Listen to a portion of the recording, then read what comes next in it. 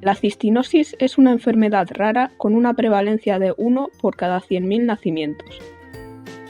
En España hay alrededor de 60 personas diagnosticadas y en el mundo aproximadamente 2.000. Probablemente la cifra real es mayor, pero al ser una enfermedad poco conocida es difícil conseguir un diagnóstico. La cistinosis es una enfermedad genética recesiva. Se transmite de padres a hijos y ambos genes deben estar afectados para padecerla. Los padres, que son portadores del gen, no tienen ningún síntoma y la mayoría de las veces no saben que lo son.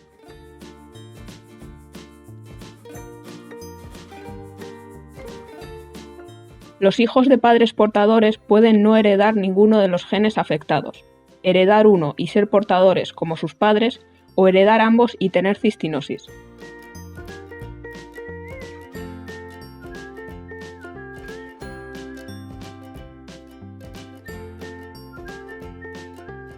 En el núcleo celular, el ADN sirve como un manual de instrucciones para fabricar, entre otras sustancias, enzimas que sirven como transportadores. En las personas con cistinosis, el transportador específico de la cistina no puede fabricarse, porque las instrucciones están incompletas o tienen errores.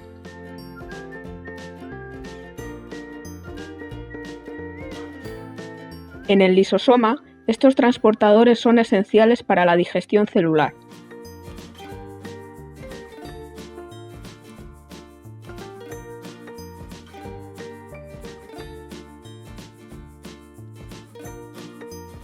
Al no contar con su transportador, la cistina, un aminoácido, se acumula en el lisosoma, se cristaliza y finalmente daña la célula.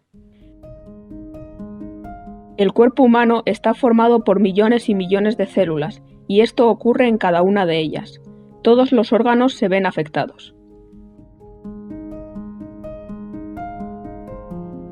Aunque la cistinosis afecta a todos los órganos, los primeros problemas suelen aparecer en los riñones y los ojos. Los cristales de cistina dañan el riñón y provocan lo que se conoce como síndrome de Fanconi. Al principio se manifiesta con muchísima sed, porque el riñón dañado hace que se orine en exceso y además que se pierdan muchos nutrientes y minerales por la orina. Esta falta de nutrientes causa talla baja, raquitismo y fatiga. Por otro lado, los cristales de los ojos hacen que la luz resulte muy molesta.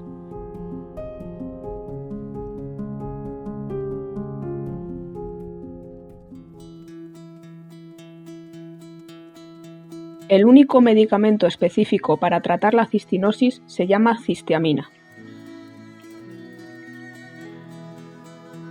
La cisteamina se une a la cistina y permite que salga utilizando el transportador de otro aminoácido. Esto impide que se formen cristales y retrasa en gran medida la progresión de la enfermedad. La cisteamina oral llega a todos los órganos, pero no a la córnea.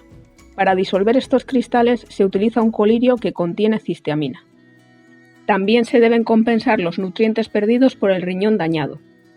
En la mayoría de los casos acaba siendo necesario un trasplante de riñón, aunque mucho más tarde que antes gracias al tratamiento.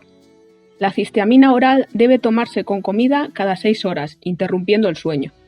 El colirio debe mantenerse refrigerado y aplicarse cada hora.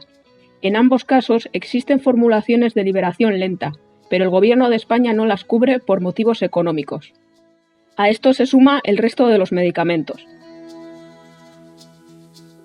Es complicado seguir este régimen, que es de por vida.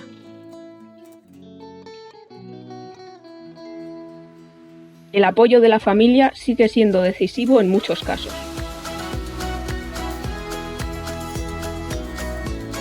La investigación sigue siendo imprescindible para conseguir tratamientos más eficaces y tolerables, pero es aún más importante garantizar el acceso a los frutos de esa investigación.